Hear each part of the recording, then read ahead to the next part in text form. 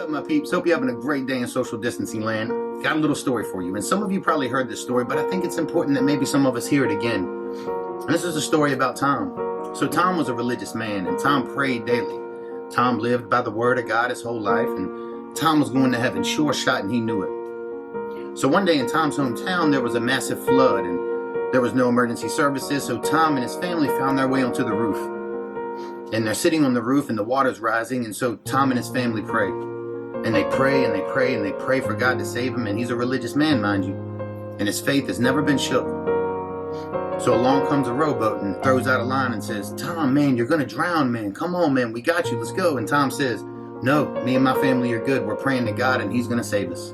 So the rowboat leaves, and along comes a motorboat, throws in a line and said, "Tom, come on, man, you and the family, you're gonna die. I'm warning you, man. Come on, bro, we gotta go." Tom says, No, we're praying. We got unshakable faith and God's gonna take care of us." And so the next comes a helicopter and it throws down 3 ladders and says, "Tom, bring your family. Come on, let's go." And Tom looks up and says, "No, me and my family are good. God's gonna take care of us. We prayed and our faith is unshakable." And so the helicopter left, and the helicopter pilot begged Tom. He said, "Tom, I've seen it all over town. You're gonna die. Please come with us." And Tom said, "No, I don't believe that. God's got me. I'm gonna pray, and that's gonna be good enough, because I got unshakable faith." Well, needless to say, Tom and his family died. And when Tom finally got to heaven and he had a chance to sit down and speak with God, he asked God, he said, "God, I lived by your word my whole life. My whole life. Why would you take my family? Why would you not hear my pleas, God?" And God said, "Tom, I don't understand." And so God responded to Tom and he said, "Tom, I sent you a rowboat, I sent you a motorboat, and I sent you a helicopter. All of these people warned you, and you still chose out of your own free will to not take that seriously. You chose to stubbornly believe in your individualism and your own faith versus seeing the signals and signs that I'd sent you. But don't blame God for this one, because we had warning signs and we chose not to listen. God will never interfere with free will." And the story relates to what's going on right now. How many countries did we see this happen to? How many countries, how many cities, how many localities did we see not take it seriously until it was too late? Until you're put in a position like Italy or someone else to literally choose to let people die because you simply don't have what you need to take care of people. Simply because they chose to not see the signs.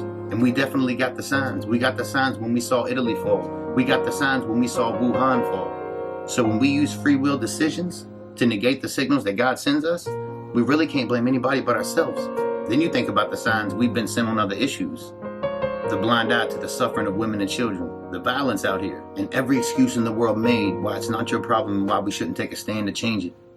Sometimes the signs and signals that God sends are very uncomfortable. Sometimes we don't want to hear the wake-up calls and see the red flags that he pings in the back of our minds. But that's our free will to not listen and to not choose to listen. And when we use our own free will, no matter what type of signal God sends, he's going to let that free will play out, because God doesn't interfere with free will. So heck yeah, keep praying to God. Pray your ass off and do everything you can to help your fellow man. You can't expect God to intervene when you've made free will decisions. I urge you today to get back to your basics. Anyway, I think that's good food for thought, and I think that's good Kool-Aid. And I think listening to it, if you're humble and strong enough, could do nothing but open your perspective. You might be able to get something from this video that changes your life. Understand that no one else is responsible when you choose to not listen to the signs that God sends you. Now, we chose through free will to ignore the warning signals that we got this time. Are you going to continue to keep ignoring them? Are you going to humble yourself and get over yourself enough to do what's right for our planet and for our community? The choice is yours, but that's good Kool-Aid to have and good food for thought. So keep that in mind today, and always choose love over hate. You know what I say, peeps. It's free to be kind.